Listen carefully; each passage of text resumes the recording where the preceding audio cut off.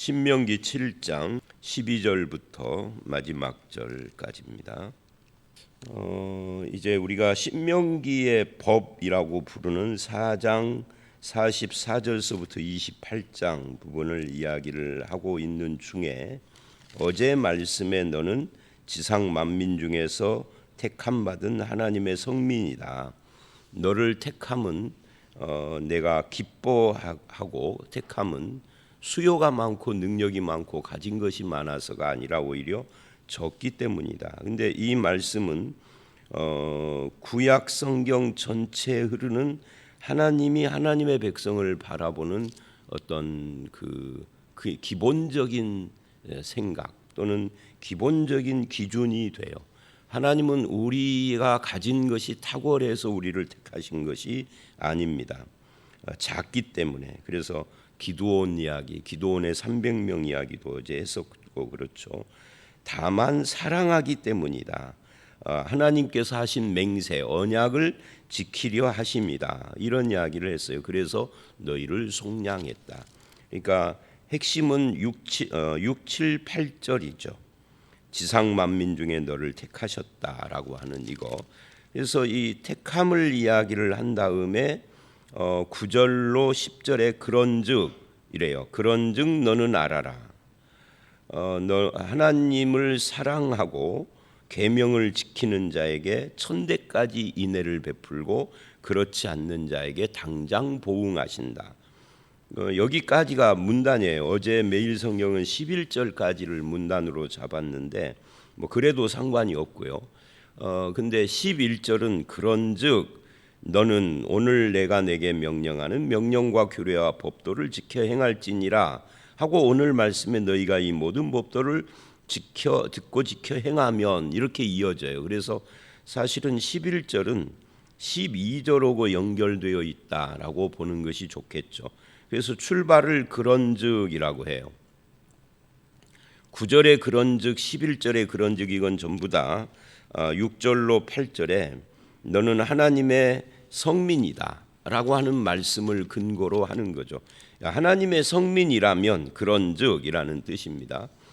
그렇다면 우리는 어떻게 해야 할까, 또 무엇을 해야 할까, 어떤 삶을 살아야 할까 하는 것을 말하고 있는 겁니다. 우리가 해야 할 하나님의 성민으로서 우리가 해야 할 일은 다른 것이 아니다. 이 모든 법도를 듣고 지켜 행하는 삶을 살아야 한다 하는 것을 지금 말하고 있죠. 그 하나님의 은혜 받은 자의 특징이에요. 그렇게 하나님의 말씀을 듣고 지켜 행하는 삶을 살면 그러면 어떤 일이 우리에게 일어날 것인가? 그 인애를 베푸실 것이다. 근데 이 인애를 베푼다 하는 말은 어제 말씀 9절에서도 나왔어요. 천대까지 인애를 베푸실 것이다. 그 언약을 이행하고 인애를 베푼다. 그렇게 말을 했는데 이 인애라는 말 끝이 없는 하나님의 사랑이죠. 그러니까 그런 사랑 인애 오늘 본문을 보면 인애 12절 13절에 곧 그 인애를 설명을 해요. 곧 너를 사랑하시고 그러죠. 그러니까 인애, 사랑, 복, 번성 이런 단어들이 계속 나옵니다. 13절에 또 은혜, 또 풍성하게 하시고 번식하며 14절에 만민보다 훨씬 큰 복을 주시고 15절에 질병을 내게서 멀리하겠다. 그러니까 여기에서 말하는 이 모든 것들 인애, 사랑, 복, 번성, 은혜, 풍성, 번식 훨씬 큰 복과 질병을 제거하는 이 모든 것은 무엇하고 연결이 되느냐면 법도를 듣고 지켜 행하는 것이에요. 그러니까 이 법도 즉 말씀을 듣고 지켜 행하는 그럼 그 말씀이 뭐냐? 어떤 법도를 지켜 행하라는 것이냐 할 때 16절을 보면 그게 바로 우상을 섬기지 말라예요.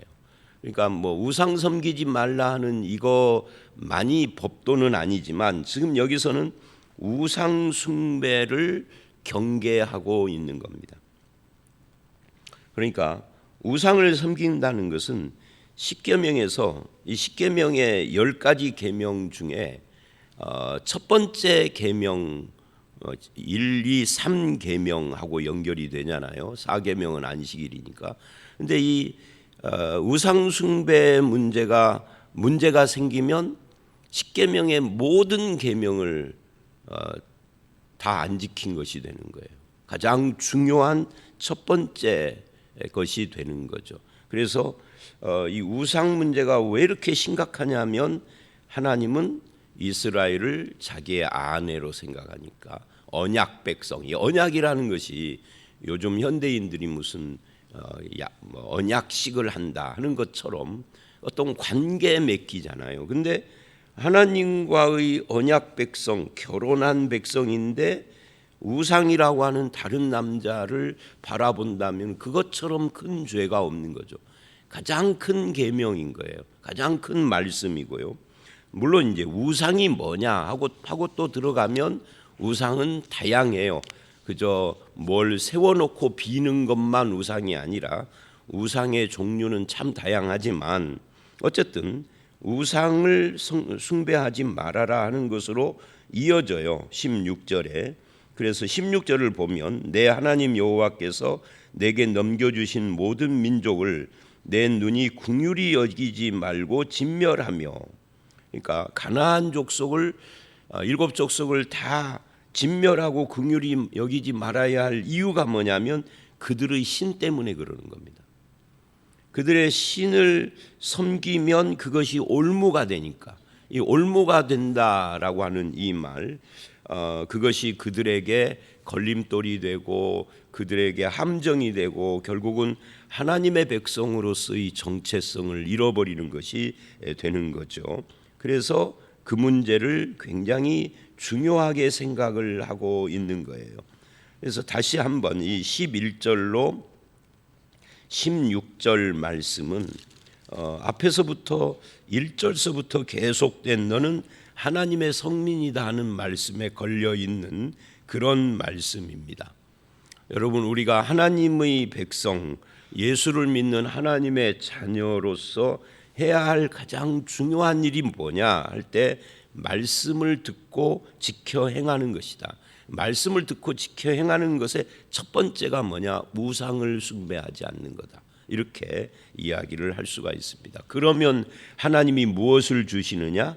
인애, 사랑, 복, 번성, 그리고 은혜, 풍성, 번식, 또 질병을 제거함, 이런 것들을 주신다. 물론 이 말씀을 거꾸로 해서 그럼 내가 지금 질병이 있으면은 하나님의 말씀을 순종하지 않아서인가? 이렇게 말을 하면은 안 되겠죠. 말씀을 순종하면 이렇게 하신다는 것인데 이걸 거꾸로 해서 그럼 내가 부자가 아니면 번성하지 않았으면 즉 뭐 예를 들면 내 자식이 남들 뭐 5, 6 낳는데 하나밖에 없으면 그렇게 말씀을 그렇게 비틀면 안 되고요. 여기서 지금 이야기하는 것은 하나님 앞에서 말씀을 순종해라. 그 말씀 순종이 우상 숭배를 안 하는 것이 첫 번째다. 왜 그래야 되느냐? 우리가 하나님의 성민이다. 이렇게 순리적으로 해석을 해야 되겠죠. 그 다음 이제 17절서부터 26절이 하나의 문단입니다. 여기서는 어떤 이야기냐면 17절에 이렇게 말을 해요. 네가 혹시 심중에 이르기를 이 민족들이 나보다 많으니 내가 어찌 그를 쫓아낼 수 있으리요 하리라마는, 이게 무슨 말이에요? 의심이 들고 걱정이 들고 불안할 때 이야기입니다. 언제 이런 의심과 불안과 걱정이 들죠? 가나안 정복할 때 이야기입니다. 그럼 왜 이런 걱정과 의심, 불안이 생길까요? 그 이유는 다른 데 있지 않아요. 자기들의 숫자, 자기들이 가진 힘, 자기들의 능력과 외모, 적들은 키가 크고 장대한 안악자손 같고 열정탐꾼이 그렇게 말을 했잖아요. 우리는 메뚜기 같고. 그런 외적인 외형, 외모, 능력, 가진 것, 숫자 이런 것 때문에 의심, 걱정, 불안이 드는 거예요. 네, 그럴 때는 어떻게 해야 되느냐라고 할 때 그 첫 번째가 두려워하지 말라예요. 18절 그들을 두려워하지 말고 기억하라. 뭘 기억해야 되느냐? 하나님께서 바로와 온 애굽에 행한 것을 기억해라. 그러니까 이 구약 성경을 보면은요, 계속 그 이스라엘에게 어떤 문제가 있거나 해결책을 제시하거나 할 때 항상 등장하는 것이 출애굽입니다. 바로에게 행한 하나님의 그 역사를 기억해라. 애굽에 행한 것을 기억해라. 너희를 출애굽시킬 때 그것을 기억하라예요. 내 하나님 여호와께서 너를 인도하여 내실 때, 이것도 출애굽이죠. 19절. 내가 본 시험과 이적과 기사와 강한 손과 편팔을 기억하라. 즉 하나님께서 무엇을 하셨는지를 기억하라. 그러니까 불안하고 두렵고 의심 걱정이 들 때 우리가 해야 할 것은 기억을 해야 하는데, 뭘 기억하느냐 하면 이스라엘을 출애굽시킨 걸 기억을 해야 한다. 출애굽시킨 하나님을 기억해야 된다. 이게 신약이 오면은 출애굽이 뭐죠? 이게 구원 사건이에요. 신약의 구원 사건, 출애굽은 일종의 모형이고요. 십자가죠. 십자가 부활. 하나님께서 십자가를 통하여서 우리의 죄를 속량하고 부활을 통하여서 사탄의 사망 권세를 멸하고 우리를 세상과 흑암 권세에서 건져서 하나님 나라 백성으로 하나님 우편에 앉게 하여 천국 백성 삼으신 그것을 뭐예요? 기억하라. 이 기억이 희미해지면 흔들리는 겁니다. 그러니까 믿는 사람들이 사실은 이제 우리 교회가 참 특이한 부분이 초상이 하나가 나면은 계속 잇따라 나는 건데, 어제도 2군데인데요. 어저녁에 제가 문자를 아주 늦은 시간에 받아서 아직 부교육자들에게 전달을 안 했는데, 이 사실 여부 같은 것을 좀 알아봐야 할 것 같아요. 김광일 장로님이 저에게 문자가 왔어요. 김광옥 권사님이 소천하셔서 오늘 10시에 입관을 한다, 이렇게 문자가 와서 지금 우리 부목사님이나 전도사님들이 지금 이거 모르고 깜짝 놀랄지도 모르겠는데, 제가 갑자기 무슨 이야기를 하려고 이러느냐 하면, 제가 이제 이 예배 끝나고 좀 알아보려고 그래요. 도대체 무슨 말씀이 정말 김광옥 권사님이 돌아가셨는지 알아보려고 그러는데,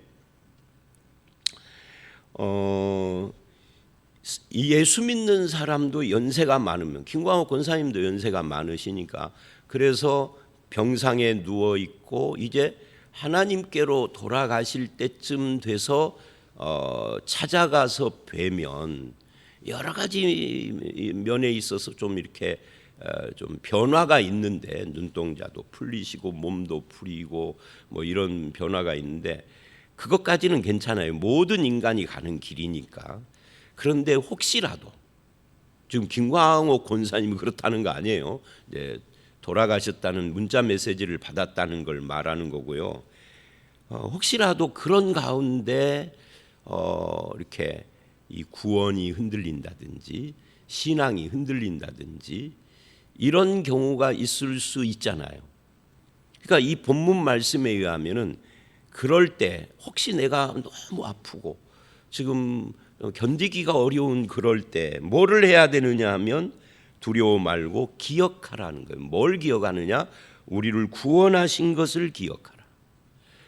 구약의 백성은 출애굽이고 신약의 백성은 십자가 부활이잖아요. 출애굽의 모형이 완성된 원형이 십자가 부활로 우리를 죄와 사망 권세에서 건지시는 거니까 그걸 기억하라. 그 기억이 희미해지면은 안 된다 하는 이야기를 지금 하고 있는 거예요. 그러면서 두려워하지 말라는 이야기를 또 해요. 20절, 내 하나님 여호와께서 또 왕벌을 그들 중에 보내어 그들의 남은 자와 너를 피하여 숨은 자를 멸하시리니. 그러니까 출애굽을 하신 그 이적과 강한 손과 편팔로 출애굽을 시켜주신 하나님이 이제 가나안 땅을 들어갈 때 너희 앞에 왕벌을 보내서, 그러니까 이스라엘 백성이 싸워서 점령하는 가나안 땅이 아닌 거예요. 실제로는 싸웠죠. 싸웠는데 그 싸움이라는 것이 사실은 하나님께서 다 하시는 것이다. 그 대표적인 예가 여리고성 무너지는 거잖아요. 여리고성이 어떻게 무너졌죠? 7바퀴 돌아서 무너진 거예요. 이 말도 안 되는 기적 같은 일이 일어났죠. 물론 무너진 뒤에 실제 전투는 이스라엘이 했지만 여리고성이 그렇게 말도 안 되는 방법으로 무너졌다는 것은 하나님께서 하신다는 이야기를 하고 있는 겁니다. 그거는 우리도 똑같다 그 말이죠. 그래서 그분이 바로 너의 하나님이다. 이거를 기억하라는 거예요. 너희 중에 계신다. 21절. 너는 그들을 두려워하지 말라. 너희 하나님 여호와의 크고 두려운 하나님이 너희 중에 계심이라. 그러니까 17절서부터 21절의 핵심은 두려워하지 말라. 왜 두려워하지 않느냐? 우리를 구원하신 하나님이 우리 가운데 계신다. 그럼 나는 뭐를 해야 되느냐? 그 하나님과 하나님이 하신 구원을 기억하라예요. 이 원리는 지금 신약에도 똑같다는 거죠. 하나님이 하신 것을 기억하라. 그 하나님이 우리와 함께 계신다. 그래서 신약에서의 결론도 뭐예요? 십자가 부활의 예수님이 승천하신 뒤로 사라지신 것이 아니라 하나님의 영, 그리스도의 영, 보혜사 성령으로 우리 가운데 영원히 함께 계신다잖아요. 여기서도 같은 이야기입니다. 너희 중에 계십니다. 신약과 구약은 똑같은 이야기를 그 환경, 그 상황만 달리 이야기를 하는 겁니다. 구약은 모형이고 그림자고 상징적이라면 신약은 원형을 말하고 있는 거죠. 그래서 하나님이 하신 일, 그분의 그 놀라운 구원 그리고 우리 가운데 계심, 이런 것은 내가 무엇을 가지고 있느냐하고 상관없는 거예요. 하나님이 나와 함께 하는데 나는 힘이 없고 실력이 없고 소유가 부족하고 외모가 딸리고, 그럼 인간이라면 다 똑같죠. 하나님 앞에서 자신 있는 사람은 아무도 없어요. 그렇게 흔들리는 것이 아니라 그럼에도 불구하고 나를 성민으로 삼으신 하나님이다. 어떻게 성민으로 삼았느냐? 출애굽해서 라고 지금 말을 하고 있는 겁니다. 22절 여기 보면은 내 하나님 여호와께서 이 민족들 앞에서 조금씩 쫓아내리니, 이제 비슷한 이야기인데 약간 좀 다른 부분이 있죠. 왕벌을 보내신 그 하나님이 하시겠다 하는데 어떻게 하시느냐 하면 22절 조금씩 하시겠다 하는 거예요. 예, 조금씩, 그러니까 이 하나님의 스타일이에요. 근데 우리는 조금씩 하는 걸 원치 않죠. 그냥 화끈하게 한 번에 확 해버리는 것을 원해요. 특히 한국 사람들은 더 그렇습니다. 그런데 하나님은 그렇게 하지 않겠다. 그래서 우리는 어쩌면 불만이 있을 수 있어요. 그런데 하나님이 조금씩 하는 이유를 말을 하는데 이게 하나님의 마음인 거죠. 왜 그러느냐 하면은 이래요. 너는 그들을 급히 멸하지 말라. 하나님도 조금씩 할 테니 너도 조금씩 스텝 바이 스텝으로 해라. 한 걸음씩 나아가라. 왜? 한꺼번에 확 밀어버리면 사람들이 사라져버리고 사람들이 없어져 버린 그곳에 들짐승이 번성해서 너를 해칠까. 그러니까 이 조금씩 하시는 것도 우리를 사랑하고 배려하신 거예요. 근데 우리는 그 하나님의 마음을 모르고 화끈하게 해야 한다라고 하며 또 불평을 하는 거죠. 그러니까 두려워하지도 말고 불평하지도 말아야 하는 거예요. 왜? 마침내 다 진멸을 하시고 너희에게 줄 것이니까. 그래서 이제 그런 말씀이 26절까지 21절서부터 다시 또 26절까지 계속되는데, 여기에 이제 우리가 그러면은 하나님이 조금씩 하는데 나도 급하지 않게 스텝 바이 스텝으로 하나님을 따라서 조금씩 한 발 이렇게 전진해 가는데, 그때 우리가 해야 할 일이 뭐냐 하면 또 다시 우상 이야기를 또 해요. 거기 25절을 보면 이래요. 너는 그들이 조각한 신상들을 불사르고 그것에 입힌 은이나 금을 탐내지 말며 취하지 말라. 그러니까 우상들을 불살라 버리는데 아깝잖아요. 우상에게 금으로 입혔단 말이에요. 은으로 이걸 벗겨서 팔면 엄청난 재산이 될 것 같은데 우상에게 입힌 금은 그게 아무리 돈이 돼도 아까워하지 말고 다 불살라 버려라 그래요. 우상으로부터 얻는 축복은 축복이 아니야. 이 부분에서 이스라엘이 실패를 하죠. 아간이 몰래 좋은 것들을 숨기고 그러는, 이제 그러지 말라는 거예요. 철두철미하게 우상과는 멀리하라 하는 것을 말하는 거죠. 왜 그러느냐 하면은 이래요. 내가 그것으로 말미암아 올무에 걸릴까 하노니, 이것도 함정이 될 수 있다는 거죠. 내 마음의 유혹이 될 수 있다는 거죠. 이는 내 하나님 여호와께서 가증히 여기는 것이라. 하나님께서 가증히 여기는 우상으로부터 내가 수입을 얻는다면, 지금 당장은 아니지만 그런 세월이 점차 쌓여가다 보면 내가 미혹이 될 수도 있어요. 그러니까 하나님은 철저히 우리를 위해서 그러는 거예요. 하나님 자신을 위해서 이런 말씀을 하는 게 아니죠. 또 26절, 너는 가증한 것을 내 집에 들이지 말라. 너도 그것과 같이 진멸당할까 하노라. 너는 그것을 멀리하며 심히 미워하라. 그것은 진멸당할 것임이라. 하나님이 진멸할 것에 옆에 있지 말라. 그래서 이게 신약이 오면은 우리는 세상을 닮아가고 세상을 따라가고 세상과 같아지려고 하는 이 유혹에서 벗어나야 합니다. 세상과 같아지려고 하면은 결국은 우리가 미혹되니까 오직 주님 앞에서 순결해야 되고 거룩해야 되고 내가 하나님께 구별된 자로서 삶을 살아야 하는데, 하나님이 우리에게 요구하는 것은 이것뿐이라는 거예요. 그러니까 하나님은 우리에게 뭐 너의 전 재산을 바쳐서 무슨 사업을 하라가 아니라 오직 하나님만을 따라서 그분을 기억하며 세상을 닮지 말고 두려워하지도 말고 하나님 앞에 신실한 삶을 살라는 요구를 지금 하는 겁니다.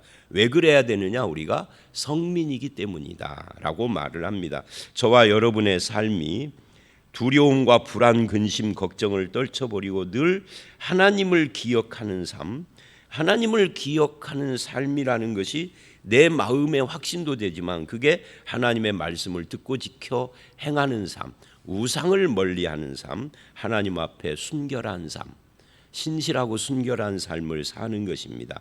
그런 삶으로 저와 여러분이 하나님의 백성이라는 것이 드러나고 하나님께서도 인정하시며 이 12절 이하에서 말한 것 같은 인애와 사랑과 복과 번성과 은혜와 풍성함을 우리에게 베풀어 주시는 그런 축복을 누리시는 저와 여러분들이 다 되시기를 주의 이름으로 축원합니다. 함께 기도하겠습니다. 하나님 아버지, 그렇습니다. 우리가 하나님의 성민이라고 하는 것은 이제 두려워하지 않고 불안, 근심, 걱정을 떨치며 오직 하나님의 말씀을 순종하며 지키고 하나님의 구원을 기억하여 거룩한 삶을 사는 것에 있다라는 것을 봤습니다. 우리를 미혹하는 세상의 모든 것들과 특히 우상과 탐심과 이런 모든 것을 제거하시고 오직 주의 뜻을 따르며 주님이 주시는 복을 누리는 그런 성도들이 다 되게 하여 주시옵소서. 예수님 이름으로 기도드려 싸움나이다. 아멘.